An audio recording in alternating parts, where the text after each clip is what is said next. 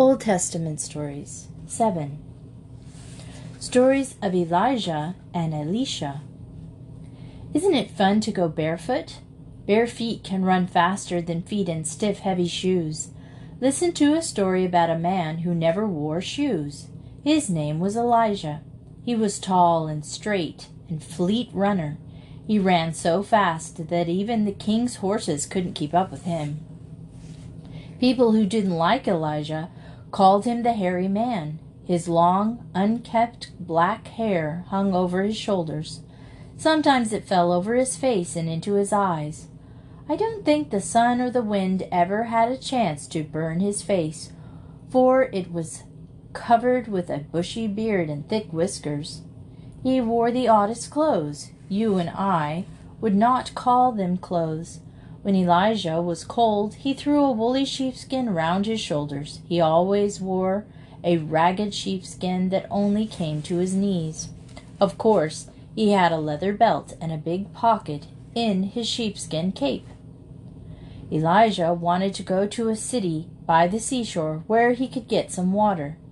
No clouds filled with refreshing rain came to Elijah's country. The hot sun, like a great ball of fire, was burning up all the beautiful green things. The little brooks had stopped dancing over the pebbles. All the water in them had run away from the burning sun and hidden itself underneath the big stones. The grass had lost its beautiful green color and looked scorched and yellow. Poor hungry lambs and bony cattle nibbled away at the bare ground. Water, water, water. Everything and everybody were calling for water, but not a raindrop answered them. There were many dolls in that country. You would have called them dolls, for they looked just like dolls, only they were very ugly and made of wood and stone. Some were so large that a girl or a boy could have stood inside of them.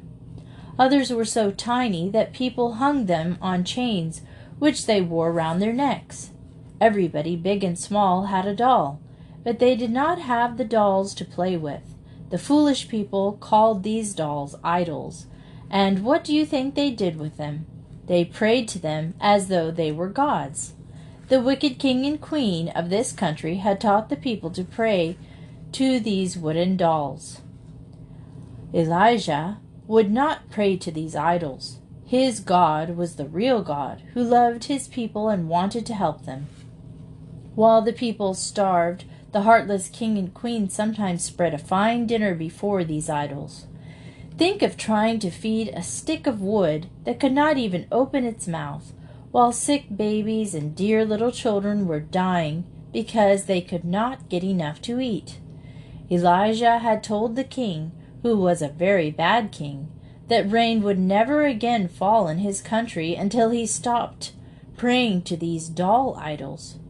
For Elijah knew it was God who sends us rain and gives us food. God told Elijah to go to a city by the seashore where he would find water and food. There was a poor widow living in that city who would help Elijah. When he came to the city gates, there was no one in sight but one poor woman. She looked pale and sick, as if she were starving. "This must be the woman God has told to help me," thought Elijah. "Will you bring me some water and some bread?" he asked her. The woman stopped picking up kindling sticks and started to get him some water. But she turned back again, saying, "I have only enough barley meal and oil to make a cake for my little son and myself. As soon as that is gone, we shall die, for we can never get anything more to eat." And what do you think Elijah told her? "Do not be afraid. Make me a cake first, for God will keep your jar full of barley meal and your oil full until the day that Jehovah sends rain upon the earth." She went back into her house and scooped out that last bit of barley meal from her jar and shook the last drop of oil. How closely her hungry little boy must have watched her as she made the cake. After it was baked, she carried it to Elijah. Then back she ran to her empty jar. There it stood, full of barley meal, and she took up her jar to show her little boy that it was full of the best oil. Now they could each eat more than they could have. They would have all they needed to eat. Elijah and the widow and her little boy never were hungry any more, for the jar of meal wasted not, and the oil was always there, according to the word of Jehovah, which he spoke by Elijah. Elijah's wonderful mantle.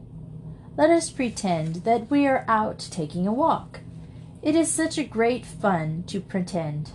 The grown-ups do not begin to know what good times we can have if we just pretend. Suppose we pretend we are walking with Elijah, the hairy man, and his friend Elisha. We will take a long, long walk with them. We will wear our shoes, button up our coats, and have on our hats. How funny we shall look for everybody to meet. Remember, we are pretending that we are in a strange country and a long, long way from home, a country where the women go about with their faces tied up in long white bags. They call them veils, but to you and to me, those white things look like bags. The long bag veils cover all the face except for the eyes. How would you like to wear one? In this country, the men wear such odd clothes. Elijah has no shoes. He never in his life had one pair of shoes. He wears a short sheepskin that doesn't always cover his knees. A coarse woolly sheepskin is thrown round his shoulders for a mantle. But Elijah doesn't need anything better to wear, for he spends most of his time on the hot sands of the desert. When night comes, he creeps under some bushes and goes to sleep. Sometimes, when he is on the mountains, he crawls into a cave for a night's rest. He doesn't like cities. He will not live in them. He only visits them when he goes to tell people they will be punished for being so wicked. Elisha is going on this long walk too. When you look at him, you will think he is dressed for a party instead of a tramp in the mountains. His clothes are quite different from Elijah's. They are not short and ragged, but are white and long. A fine long overcoat reaches to his feet and almost covers them. His hair does not fall over his face and tumble down his back in stringy locks as Elijah's does. Elisha's hair is short and neatly brushed. He does not like to get his feet torn on the sharp stones nor soiled by desert sand, so he always wears handsome sandals and embroidered straps. Elisha never could beat the king's horses in a race as Elijah did. Elisha prefers to walk, so he carries a staff to lean on when he wants to rest. Which one do you want to travel with, Elijah or Elisha? I can guess. It is Elisha. Elijah, the hairy man, always makes us feel as though we had been naughty. But Elisha smiles so sweetly that we know he sees that we are sorry and are going to be better. He lives in the city in a house where he can shut the doors and windows and keep out the cold. How many little girls and boys think they would like to live in a cave? It might be fun in the daytime, but when night came, how we would wish we were at home in our beds close to Mother. Now let us pretend that we have started on our walk. Where do you suppose Elijah and Elisha are going?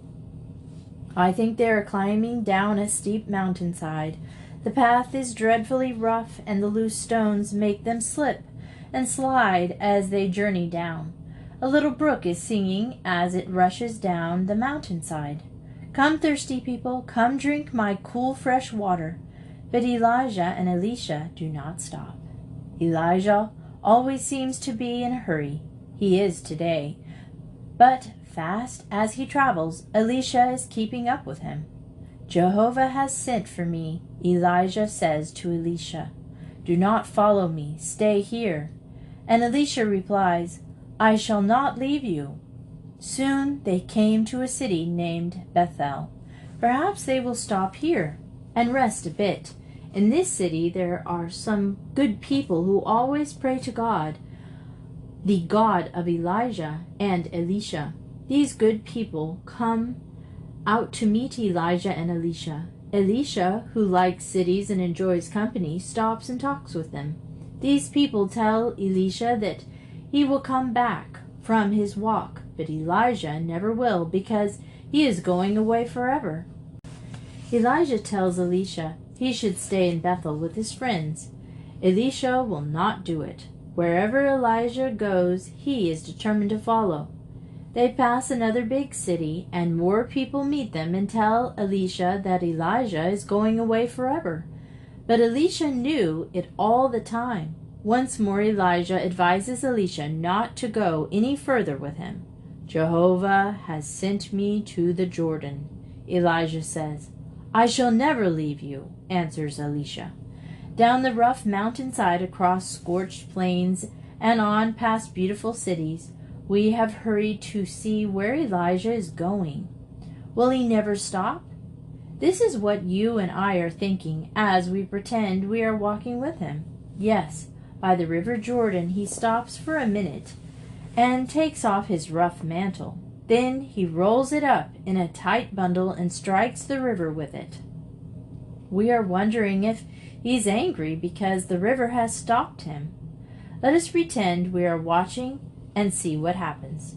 Oh, isn't it wonderful? Where the mantle touches the water, a path is made through it. The river divides.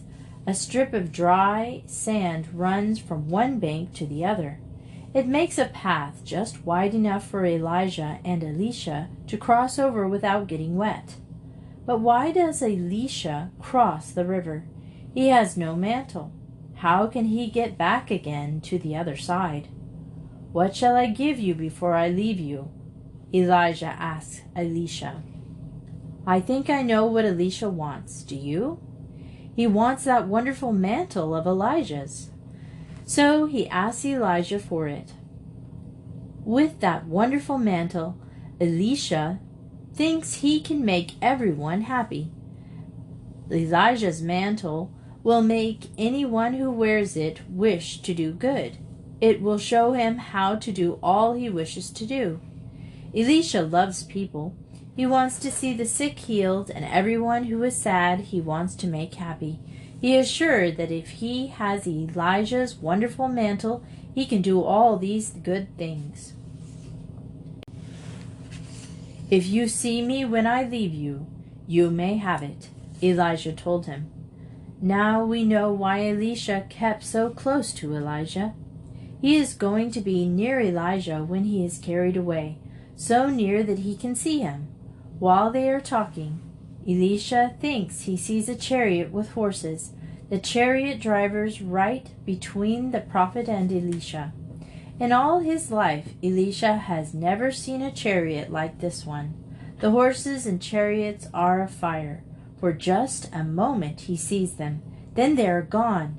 A dreadful hurricane begins to blow. It tosses Elisha's long white robe over his head. When he pushes it back, the wind is carrying Elijah away. Elisha is alone. He is right where Elijah was when he last saw him.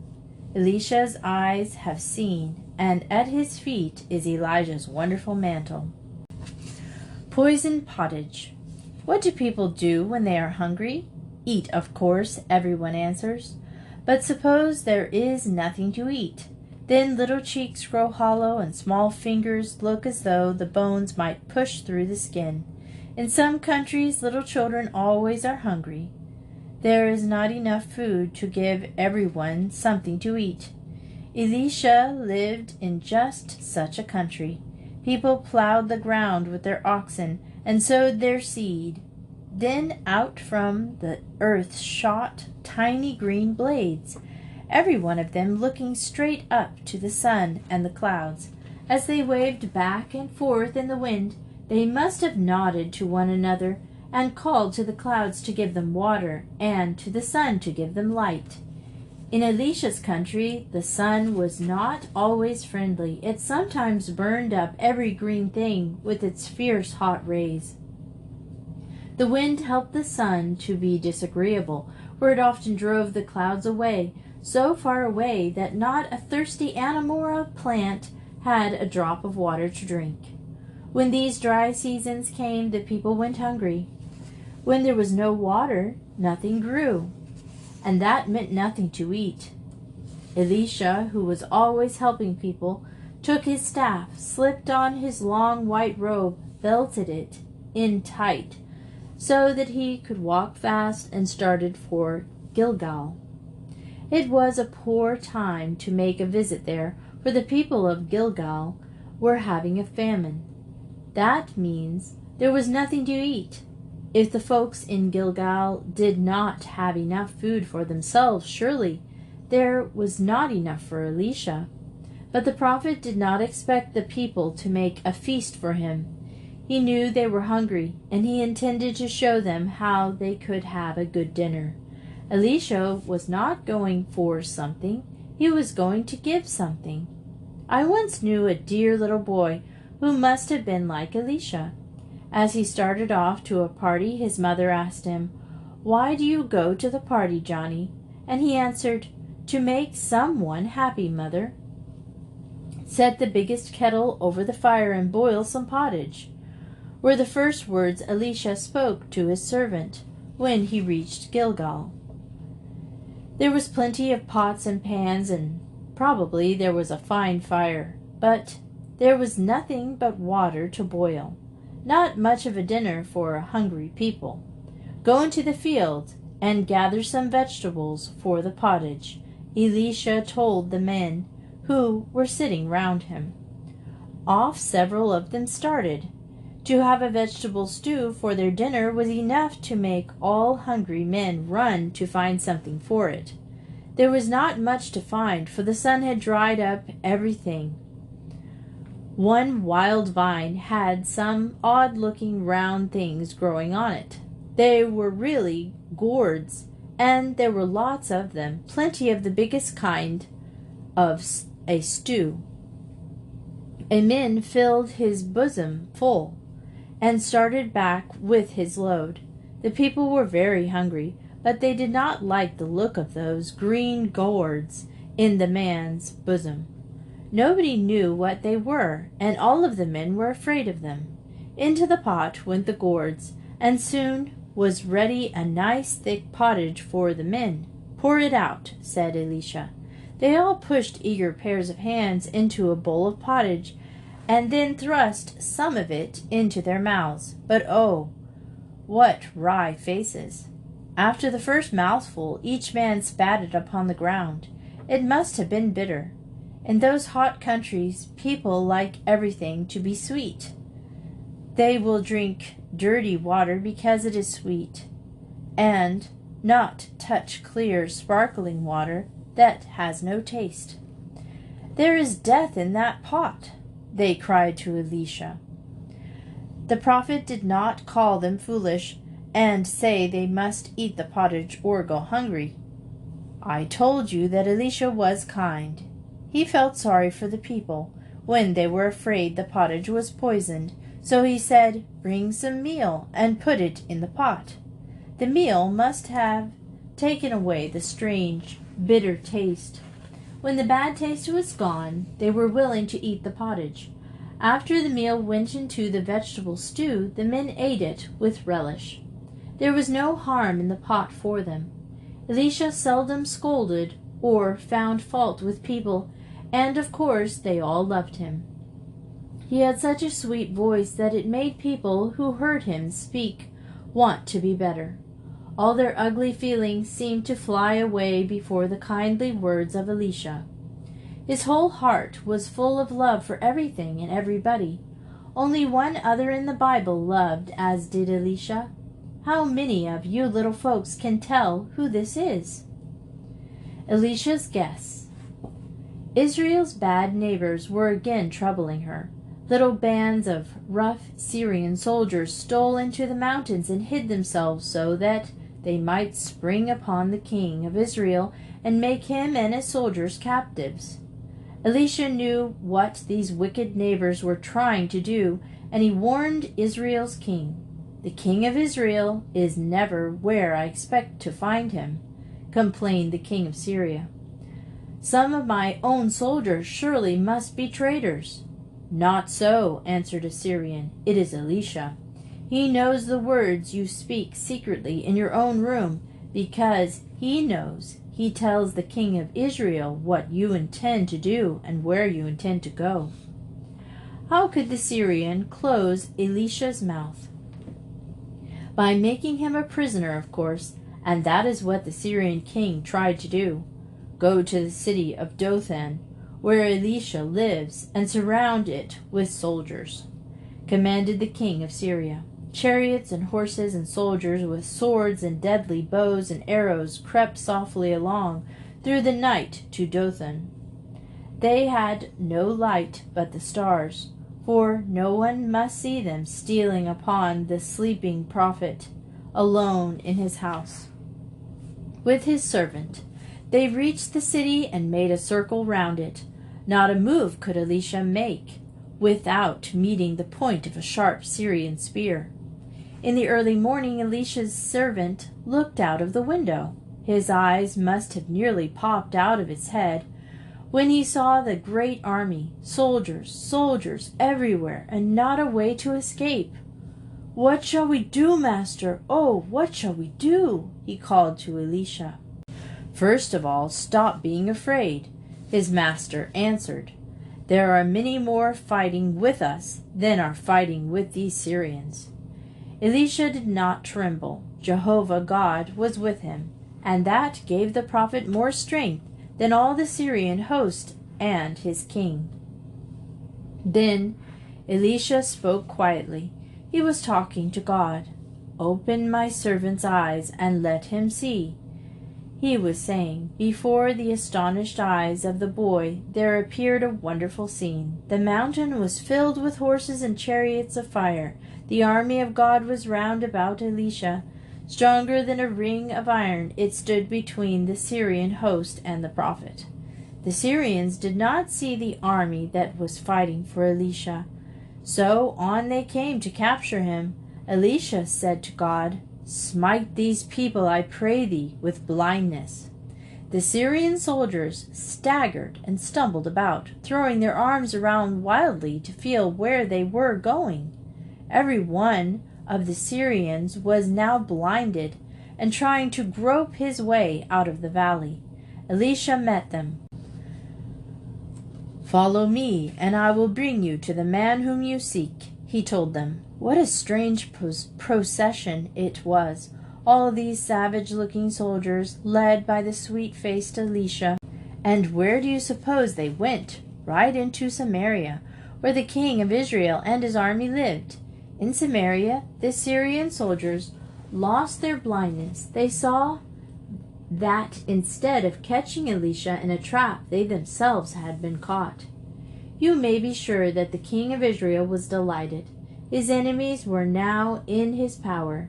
He might never find them so again. Now was his opportunity to kill every one of them. Who would think of letting enemies escape? Elisha did. So when the king of Israel said, "Shall I smite them?" Elisha answered, "No." And he had taught these Syrian soldiers that faith in God was power. Only spiteful people wished to injure others. But Elisha was so full of love, there was not a corner in his heart big enough to hold a hateful thought. Did he let the Syrians go? You know he did. But before they went on that long journey home, Elisha gave them a splendid dinner. It was really a feast.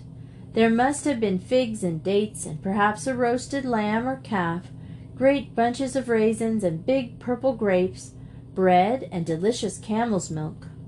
Do you feel like making a wry face? Do not do so, for where Elisha lived, camel's milk was considered a fine drink. If the Syrians had been guests instead of robbers, Elisha could not have treated them better. Soon every man had eaten enough, and Elisha sent them home. Do you suppose they were grateful? They must have been, for the Syrians never troubled Israel again during Elisha's lifetime. The end. There are a lot more Old Testament stories, but that's all that they tell in this illustrated Bible story book, Old Testament. I enjoyed these stories. They're simplified. It's not the entire truth. For example, Samson and Delilah, they actually blinded Samson so he couldn't see the temple he was in. And that's why he asked the young boy to show him where the pillars of the temple were. And that's when he got his strength back and broke them down. So they left out that part. So when you get older, you can read more of the Old Testament and learn more about it. And the next book we're going to read is going to be The House on the Cliff, which is a Hardy Boys mystery. So that should be fun. Join me for that. And thanks for listening to Miss Retro Reads.